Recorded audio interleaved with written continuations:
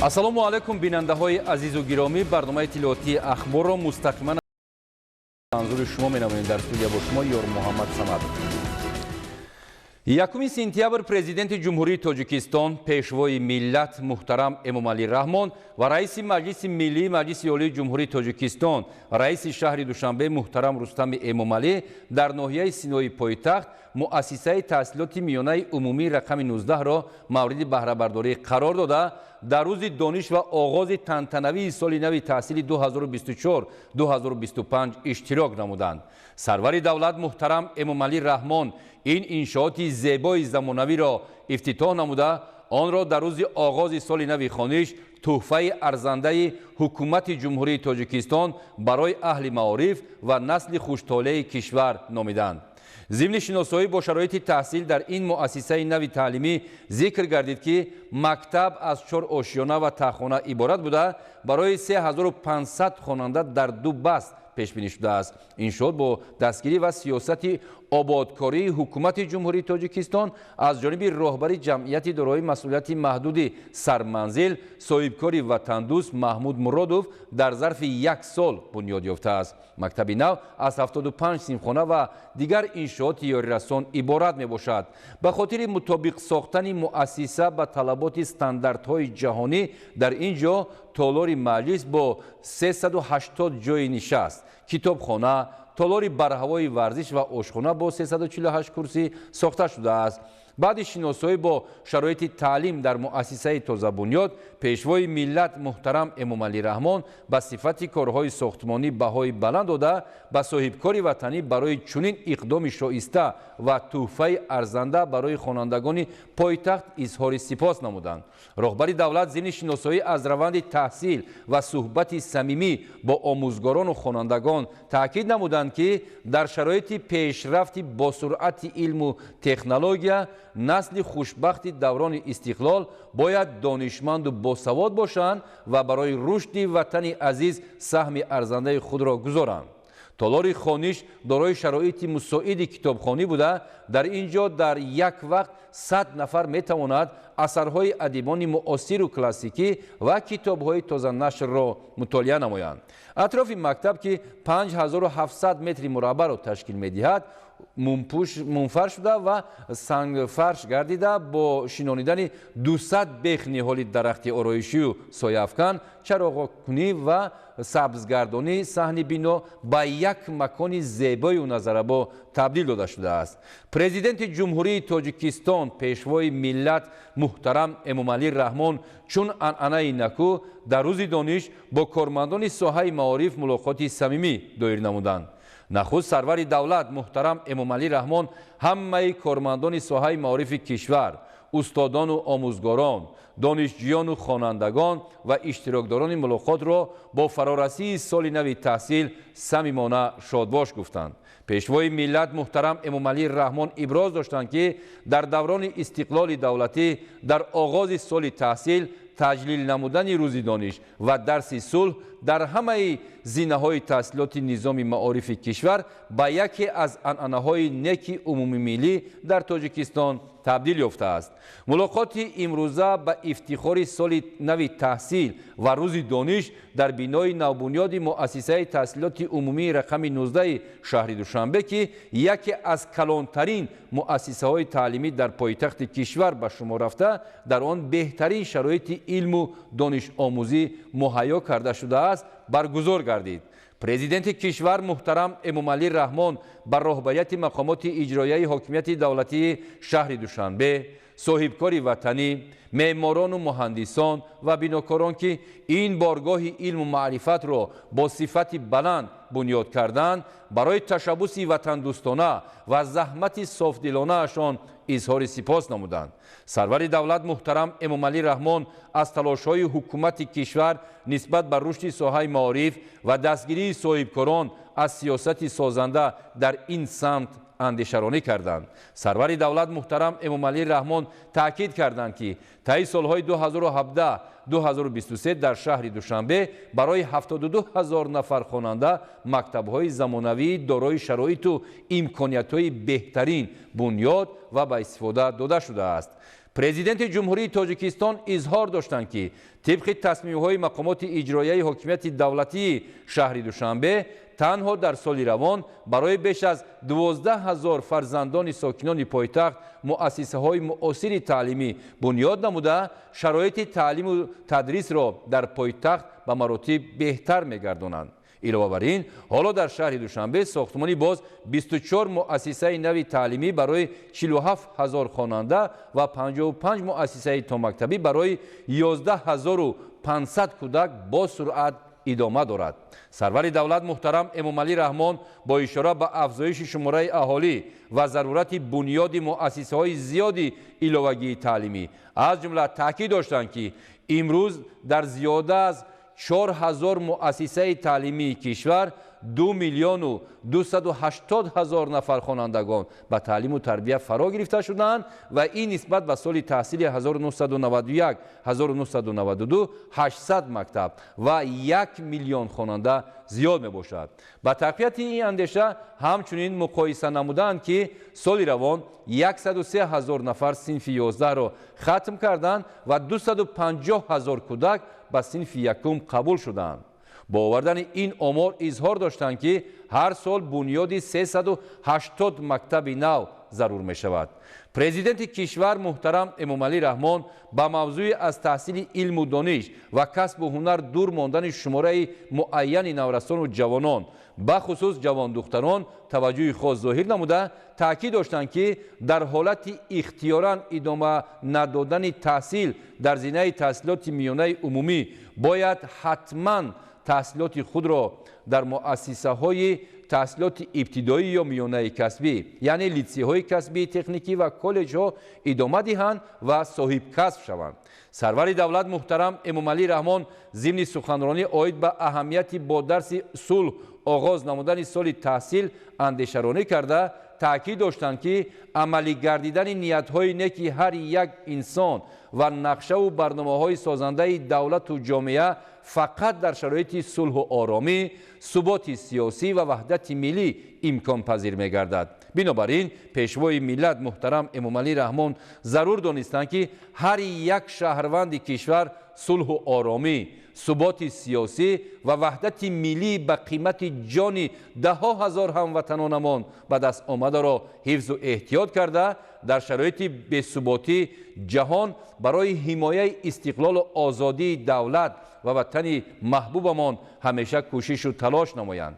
президенти ҷумҳурии тоҷикистон ҷавонони саодатманди кишварро ба илм омӯхтан соҳибкасбу забондон ва вориси шоистаи гузаштагони некамон ва имрӯзиён шудан ҳидоят намуданд. ба таъкиди сарвари давлат ҳар коре ки ҳукумати кишвар ба анҷом мерасонад фақат ба хотири имрӯзу фардои босаодати насли оянда мебошад. пешвои миллат муҳтарам эмомалӣ раҳмон аз устодону омӯзгорон ва падару модарон талаб намуданд ки ба масъалаи таълиму тарбияи наслҳои наврас яъне фарзандон эътибори ҷиддӣ диҳанд барои онҳо шароити беҳтарин муҳайё созанд то ки онҳо бесавод намонанд соҳиби илму дониш ва касбу ҳунар шаванд дар оянда муҳтоҷи дигарон нагарданд ва тоҷикистони азизамонро соҳибӣ карда онро ободу пешрафта сохта тавонанд.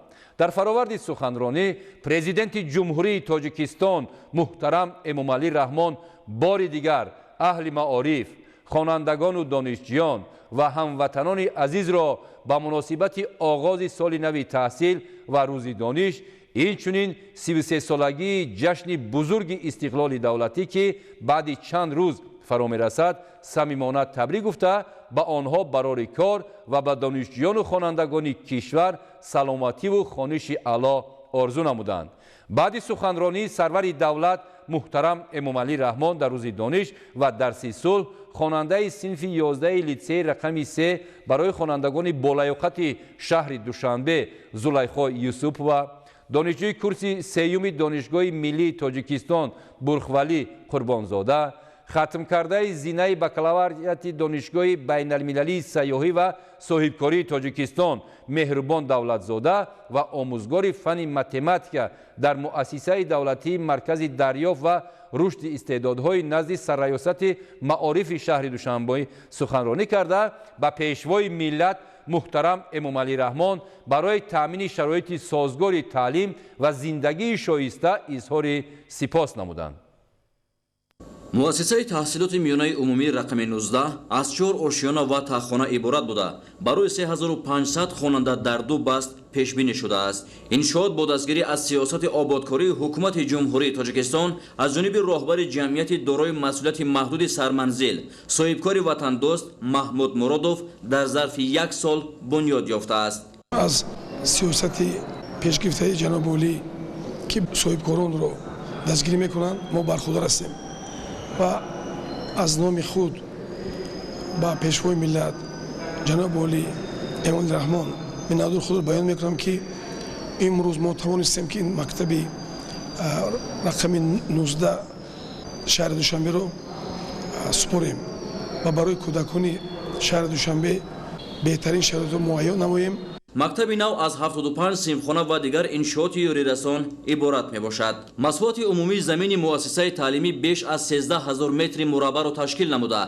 در آن غیر از بنای اساسی و انشاءات یوریرسان همزمان میدانچه فوتبال خرد بنیاد گردیده است و من بعد آموزگاران و خوانندگان از چنین شرایط مساعد می توانند ثمرناک استفاده نمایند. مؤسسه تعلیمی از 5 بینای با هم پیوست ساخته به استفاده داده شده است. 3500 خواننده به تعلیم فرا گرفته می شوند. ما آموزگاران جواباً به غمخواری های اساسگذار صلح و وحدت ملی پیشوای معظم ملت پرزیدنت جمهوری تاجیکستان محترم امامعلی رحمان کوشش به خرج می نماییم که نسل نورس را در روحیه خویشتن شناسی و تندرستی تربیت نماییم. به خاطر مطابق ساختن مؤسسه با طلبات استانداردهای جهانی در اینجا تالار مجلس با 380 جای نشست، کتابخانه، تالار برهوای ورزش و آشخانه با 348 کرسی ساخته شده است. مؤسسه با طرح معاصر و جوابگوی طلبات معماری و ساختمانی با صفت بلند ساخته شده. همه صنفخانه‌های تعلیمی با میز و کرسی و عیانیت‌های خوانش تامین می‌باشند. با مقصد تامین اجرای قرار حکومت جمهوری تاجیکستان درباره کنسپت گزارش به تحصیلات رقمی و قرار رئیس شهر دوشنبه درباره تطبیق برنامه الکترونیکی دانش در مؤسسه‌های تحصیلاتی میانه عمومی شهر دوشنبه با استفاده از تکنولوژی‌های اطلاعاتی و کمیونیکاسیونی برنامه الکترونیکی دانش در 150 مؤسسه‌های تعلیمی راه اندازی گردید. دانش این مجموعه عبارت از برنامه‌های وب و زمینه موبیلی برای آموزگاران، خوانندگان، والدان و راهبریت میباشد. این برنامه برای اداره‌کنی روند تعلیم پیش بینی کرده شده است. امکانات‌های برنامه الکترونیکی دانش برای والدین می تواند همه روزه جدول درسی فرزند خود را نظارت کند.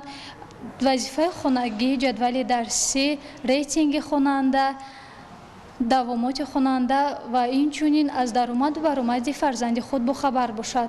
برای فرا گرفتن خوانندگان با آموزش کسب‌های گوناگون در تخانه بنا صنفخانه‌های کسب آموزی عمل می‌نماید که با تمام شرایط تامین گردیده است. این تدبیر به خوانندگان امکان می‌دهد که در برابر آموزش علم همزمان کسب‌های گوناگون را از خود نمایند. تالار خوانش دارای شرایط مساعد کتابخانه بوده. در اینجا در یک وقت 100 نفر می‌تواند اثرهای ادیبان معاصر و کلاسیکی و کتاب‌های تازه نشر را مطالعه نمایند.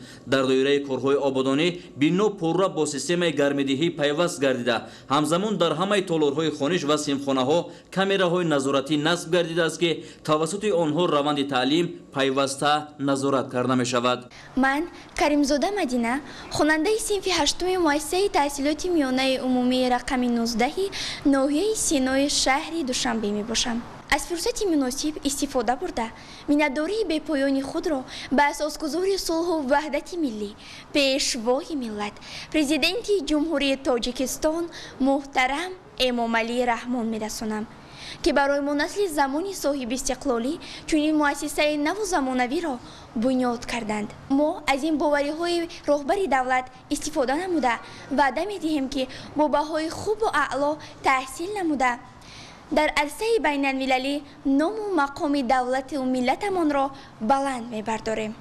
مورد ذکر خاص است که با دستگیری بواسطه پیشوای ملت، جانبداری مقامات اجرایی حکومت دولتی شهر دوشنبه و همدلی صاحبکاران وطنی با سیاست سازنده و معارف پرورانه حکومت جمهوری تاجیکستان در عرفه روز دانش تنها در پایتخت کشور 6 انشاءات معاصر ساحه معارف با بیش از 12,000 جای نشست ساخته به استفاده داده شد. اطراف مکتب که 5700 متر مربع را تشکیل می‌دهد، مومپوش و سنگفرش گردیده با شنانیدن 200 بیخ نهال درخت آرایشی و سایه افکن چراغان کنی و سبزگردانی صحن بنا به یک مکان زیبای و نظرربا تبدیل داده شده است. امروز زیر سیاست معارف پرورانه اساسگذار صلح و وحدت ملی، پیشوای معظم ملت، پرزیدنت جمهوری تاجیکستان محترم امامعلی رحمان که در عرفه 33 سالگی استقلالیت دولت جمهوری تاجیکستان مؤسسه نوی تعلیمی به استفاده داده شد. مؤسسه نوی تعلیمی دارای کابینت های فنی بیولوژی، فیزیکا، شیمیا، تکنولوژی اطلاعاتی، تعلیم مهنت بوده با تمام تجهیزات های زمانوی مجهز گردانیده شد. جواباً به همه زحمت های شبانه روزی پیشوای معظم ملت ما اهل معارف پایتخت وعده می دهیم که نسل نورس را در روحیه خودشناسی ملی تربیت نماییم. مورد ذکر است که همسالات در عرفه سال نو خوانش با جانبداری از سیاست معارف پرورانه پیشوای ملت در شهر و ناحیه‌های کشور و شهر دوشنبه مؤسسه‌های نو تعلیمی با شرایط معاصر و جوابگوی طلبات بنیاد و مورد بهره برداری قرار داده می‌شوند تا نسل امروز و آینده صاحب علم و دانشمند گردند و برای رشد تاجیکستان صاحب استقلال سهمگذار باشند. امروز کارمندان ساحه معارف و کسب و کار گوناگون در شهر دوشنبه روز دانش و درس صلح را با تماشای سخنرانی پرزیدنت جمهوری تاجیکستان پیشوای ملت محترم امامعلی رحمان به این مناسبت آغاز کردند. گزارش همکاران ما در این خصوص. تنها در 6 ماه سال روان در مملکت 37 بینای مؤسسه تعلیمی برای 15,000 خواننده ساخته به استفاده داده شده.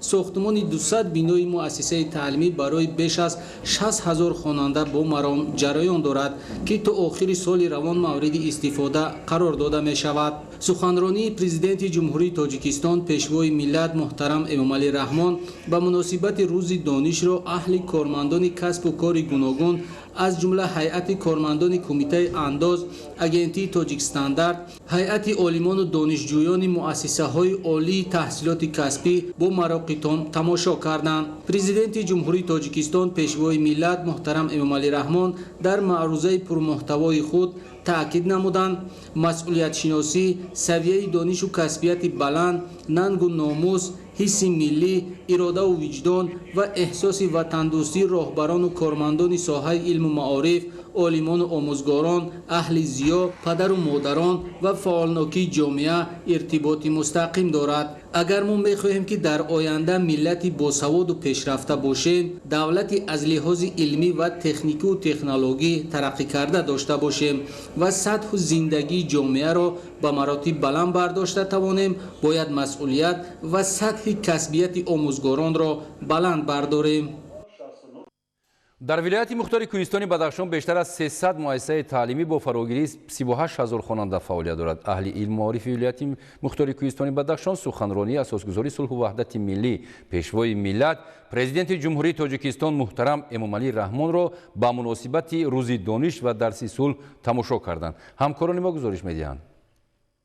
سوهای معارف در سیاست داخلی مملکت چون سوهای افضلیتناک و پیشبرنده جامعه موقع گرفته در رشد و پیشرفت تمام بخش‌های اقتصادی و اجتماعی کشور نقش کلیدی دارد. تاکید گردید ضمن افتتاح بنای نو مؤسسه تحصیلات میانه عمومی رقم 19 شهر دوشنبه از جانب اساسگذار صلح و وحدت ملی پیشوای ملت پرزیدنت جمهوری تاجیکستان محترم امامعلی رحمان در روز دانش و درس صلح. باید گفت که دوران صاحب استقلالی مملکت در برابر رشد و پیشرفت دیگر سمت‌ها به سوهای معارف افضلیت‌های بیشتر داده شده. مؤسسه‌های نو تعلیمی تعلیمی و دانشگاه‌های عالی جوابگو به طلبات زمان مورد بهره برداری قرار داده شدند. مز با دستگیری‌های حکومت کشور و غمخوری‌های همیشگی پیشوای معظم ملت پرزیدنت جمهوری تاجیکستان محترم امامعلی رحمون در حدود ولایت مختار کوهستان بدخشان نیز مؤسسه‌های معاصر تعلیمی بنیاد گردیدند که به بلند گردیدن سطح و صفت تعلیم زمینه واقعی گذاشته ایستادند. امروز در تمام مؤسسه‌های تعلیمی حدود ولایت مختار کوهستان بدخشان سال نو تحصیل آغاز گردید و مؤسسه‌های تعلیمی شهر و ولایت این روز برای نسل نورس عزیز و خاطرمان را با درس صلح آغاز نمودند. دانشگاه دولتی خاروق به نام مویانشاه نظرشایف نخست مکتب عالی مملکت در قلمرو ولایت مختار کوهستان بدخشان دانسته می شود و همساله هیئت پروفسوران و استادان دانشگاه متخصصان صاحب کسب را برای خواجگی خلق آماده می نمایند. امروز هیئت پروفسوران و آموزگاران این بارگاه علم و معرفت زیاده از 600 نفر دانشجو را به صف دانشگاه قبول نمودند که از این شماره فیصدی معین را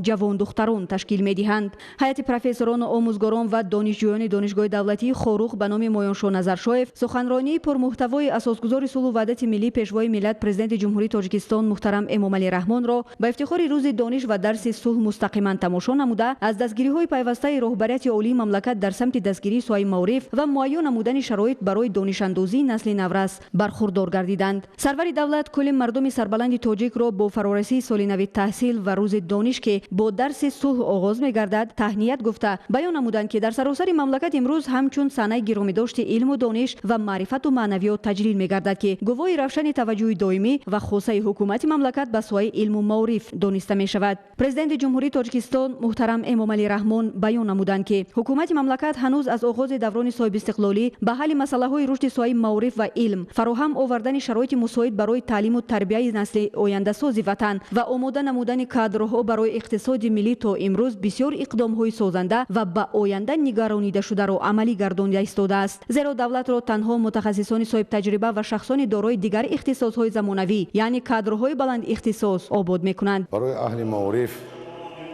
و تمام طلبگان و دانشجویان و عموما خوانندگان وطن عزیزم تاجیکستان امروز یک روز سعید و با شکوه و شهامت است، چون که همه ساله با اشتراک بی‌واسطه اساسگذار صلح و وحدت ملی پیشوای ملت پرزیدنت جمهوری تاجیکستان محترم امامعلی رحمون درس صلح در روز دانش برگزار کرده می شود و باید قید کرد که امروز و طی چند روز آخر با گشادن مکتب‌ها و مؤسسه‌های تحصیلات میانه عمومی که در شهر دوشنبه و دیگر منطقه‌های جمهوری تاجیکستان به خاطر امروز که در طرح نو زمانوی با شرایط‌های معاصر سطح بین المللی یعنی ساخته به استفاده داده شده ایستادن امروزها در آنجا علیه تحصیل شروع شده است. باعث قید است که یکی از مکتب‌های کلانترین و یکی از مکتب‌هایی که با شرایط بسیار هم برجسته و ارزنده برای نسل نورس از طرف حکومت جمهوری تاجیکستان ساخته به استفاده داده شد. با تحصیل فرا گرفتن نسل نورس، خوانندگان و عموما جامعه امروزه این یک رمز و یک مقصد اساسی و دولت داری به حساب می رود، چون که محض دانش کنی، سواد کنی و بلند برداشتن سطح دانشجویان، جوانان، نورسان این امکانیت می‌دهد که در آینده به واسطه رشد و تکامل جامعه تاجیکستان باز هم رشد و رونق یابد، چون که هنگامی صاحب کسب و صاحب دانش شدن جوانان این امکانیت می‌دهد که جوانان ما با خرافات پرستی و بیگانه پرستی یعنی مقابلیت نشان دهند، نه تنها با آنها هم فکر شوند، حتی علاکه وقتی آن رسیده است که با آنها مقابلیت نشان داده نسبت اون عقیده و اون حرکت های ناسازگار و مقابل حس ملی بوده ما در یک جایگی باید مقابلیت نشان دهیم. محض با دستگیری‌های پیوسته حکومت جمهوری تاجیکستان مبلغ‌گذاری برای رشد علم و معرف سال به سال افزایش یافته، کوتاهای پرزیدنتی برای جلب خوانندگان به دانشگاه‌های عالی مملکت تأسیس داده شده است که همه ساله شماره آن نیز افزوده ایستاده است. پیشوای ملت تاکید نمودند که دوام 10 سال اخیر 11000 نفر جوانان مؤسسه‌های عالی مملکت را توسط کوتای پرزیدنتی ختم نمودند که امروزها در ساحه‌های گوناگون خواجگی مملکت فعالیت نظررس دارند. ما ثمره استقلالیت دولتی میباشد که ما جوانان در هر گوشه و کنار مملکت تحصیل می‌نماییم. اساسگذار صلح و وحدت ملی، پیشوای ملت، برای ما جوانان صاحب استقلال کوتاهای پرزیدنتی تعیین شده است. من یکی از جوانهای خوشبخت هستم که طریق کوتای پرزیدنتی به دانشگاه دولتی خارق به نام مایانشاه نظرشاهیف داخل شده و وعده می‌دهم که در دانشگاه در چقدربینی‌ها اشتراک نموده و به خلق وطن صادقانه خدمت نمایم. президенти ҷумҳурии тоҷикистон пешвои миллат муҳтарам эмомалӣ раҳмон ба устодону омӯзгорон муроҷиат намуда таъкид намуданд ки дар навбати аввал ба масъалаи баландбардоштани сатҳи касбии хонандагон эътибори доимӣ дода шавад ва дар таълиму тарбияи насли наврас таваҷҷӯҳи ҷиддиро зоҳир намоянд. ҳар як сокини сарбаланди вилояти мухтори кӯҳистони бадахшон ва омӯзгорони муассисаҳои таълимии қаламрави вилояти мухтори кӯҳистони бадахшон дар ҷавоб ба ғамхориҳои беназири сарвари давлат ваъда медиҳанд ки бо такя ба суханони асосгузори сулҳу ваҳдати миллии пешвои миллат президенти ҷумҳурии тоҷикистон муҳтарам эмомалӣ раҳмон дар соли нави таҳсили 2024-2025 кӯшиш намуда истоданд дар рушду пешрафти таълим ва тавҳам намудани он бо тарбияи ҷавонон дар рӯяи ватандӯстиву ватанпарастӣ аз худ ҳиссаи назаррас гузоранд. чунин тамошои дастаҷамонаи мулоқоти пешвои миллат президенти ҷумҳурии тоҷикистон муҳтарам эмомалӣ раҳмон дар се ҷои худи донишгоҳи давлатии хорух ва дигар муассисаҳои таълимии ҳудуди вилоят ва маркази он шаҳри хорух ба роҳ гузошта шуда хонандагону донишҷӯён ва аҳли омӯзгорон аз он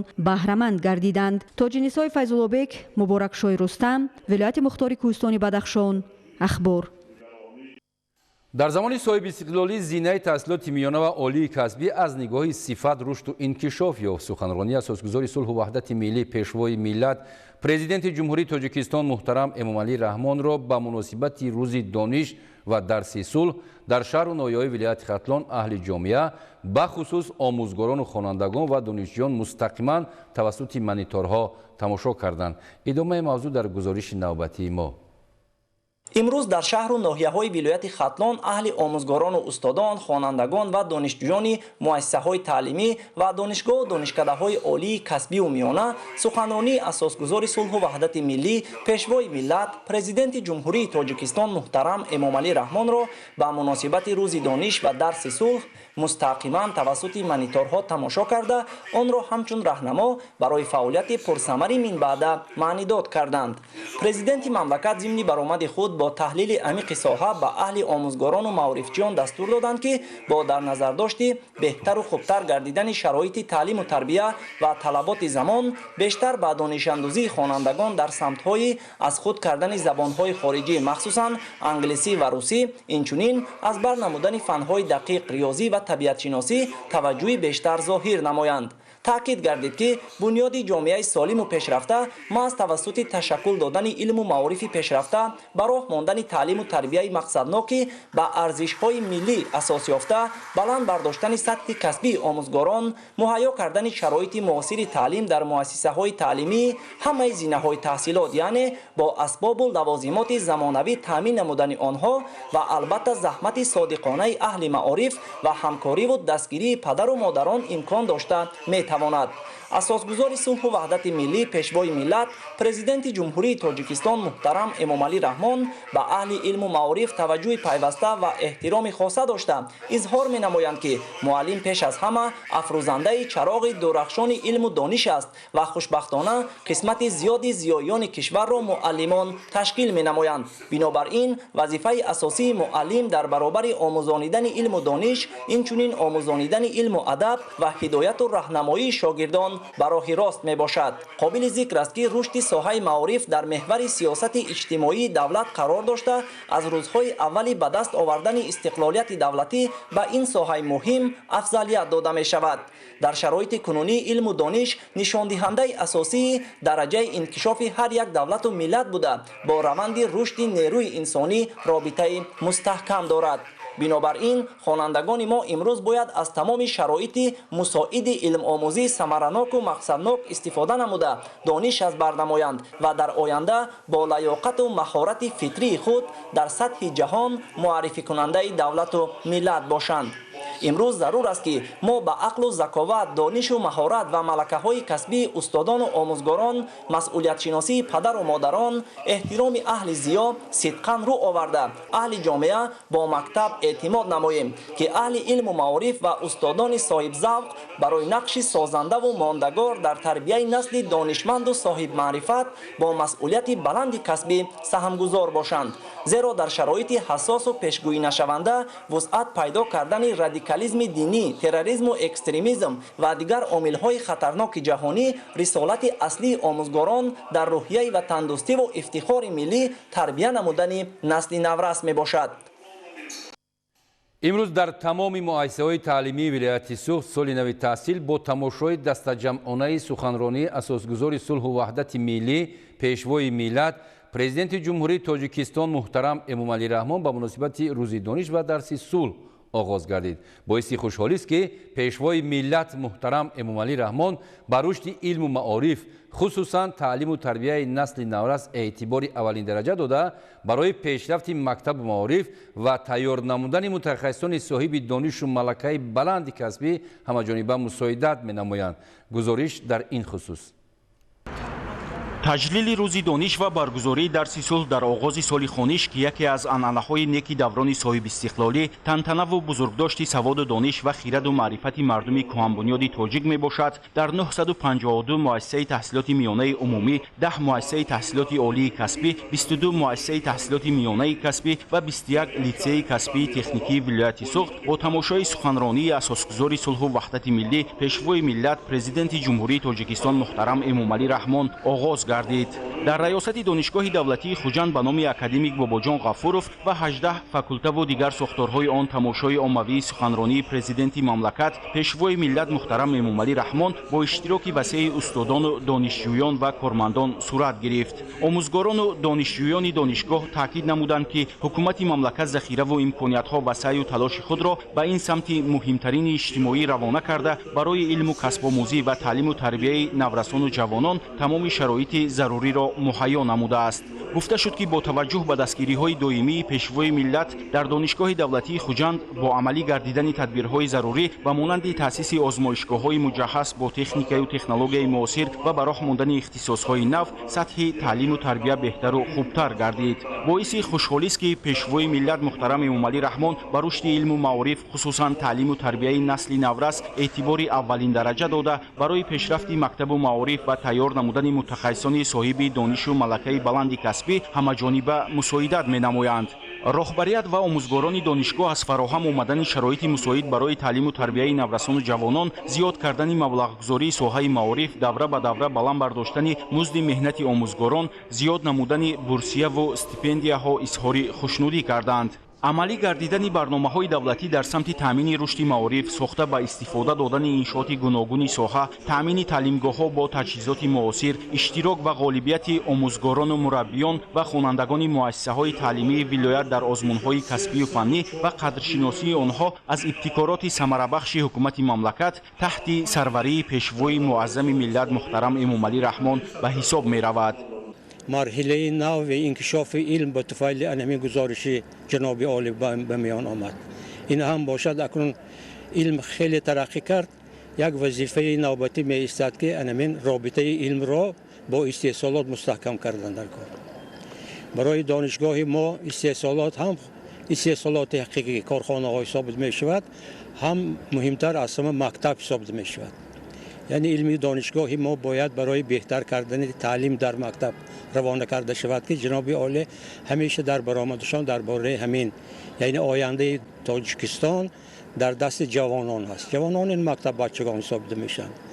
بعد تماشای سخنرانی پرزیدنت مملکت محترم امومعلی رحمان در تمام مؤسسه‌های تعلیمی ولایت سوخت به مناسبت آغاز سال نو تحصیل چهاربینی‌های تنتنوی برگزار گردید. تاکید گردید که حکومت مملکت تحت راهبری پیشوای ملت در سمت بنیاد و نوسازی مؤسسه‌های تعلیمی تمام تدبیرهای ضروری را عملی می‌نماید. از جمله در شهر و ناحیه‌های ولایت دوام 8 ماه سال 2024 17 іншоот бо 2415 ҷойи нишаст дар як баст, аз ҷумла дар назди 5 муассисаи таҳсилоти миёнаи умумӣ, 55 синфхона бо 1495 ҷойи нишаст, 2 толори варзишӣ, 3 майдончаи варзишӣ ва 5 бинои муассисаи таҳсилоти томактабӣ бо 920 ҷойи нишаст мавриди баҳрабардорӣ қарор дода шуд. Абдуваҳоби Абдусаттор, Илёс Бобоҷон, вилояти Суғд, Ахбор. суханронии асосгузори сулҳу ваҳдати миллӣ, пешвои миллат, президенти ҷумҳурии Тоҷикистон муҳтарам Эмомалӣ Раҳмонро ба муносибати рӯзи дониш ва дарси сулҳ, кормандони сафорат, ҳавзаҳои консулӣ дар шаҳрҳои Санкт-Петербург, Уфа, Новосибирск, Екатеринбург ва намояндагиҳои расмии Тоҷикистон дар Федератсияи Русия тамошо намуданд. Зафар Қаюмзода гузориш медиҳад дар ин хусус. суханронии асосгузори сулҳу ваҳдати миллӣ, пешвои миллат, президенти ҷумҳурии Тоҷикистон муҳтарам Эмомалӣ Раҳмонро ба муносибати рӯзи дониш ва дарси сулҳ, кормандони сафорат, ҳавзаҳои консулӣ дар шаҳрҳои Санкт-Петербург, Уфа, Новосибирск, Екатеринбург ва намояндагони расмии Тоҷикистон дар Федератсияи Русия тамошо намуданд. Президенти мамлакат муҳтарам Эмомалӣ Раҳмон таъкид доштанд, ки ҳоло шумораи муассисаҳои таҳсилоти олии касбӣ ба 47 расида, дар онҳо 214 000 донишҷӯён ба омӯзиши илму донишҳои замонавӣ машғул мебошанд. айни замон зиёда аз 41 000 ҷавони боистеъдоди кишвар дар беш аз 40 давлати дунё ба омӯзиши илму дониш машғул ҳастанд. танҳо дар Федератсияи Русия беш аз 20 000 ва дар ҷумҳурии мардумии Чин зиёда аз 5 000 донишҷӯёни тоҷик таҳсил карда истодаанд. бинандаҳои азиз, ин буд барномаи иттилоотии ахбор. мо шуморо бо дигар хабаргузоришҳо дар нашрҳои минбаъдаи барномаҳои ахбор ошно месозем. саломат бошед, то боздид.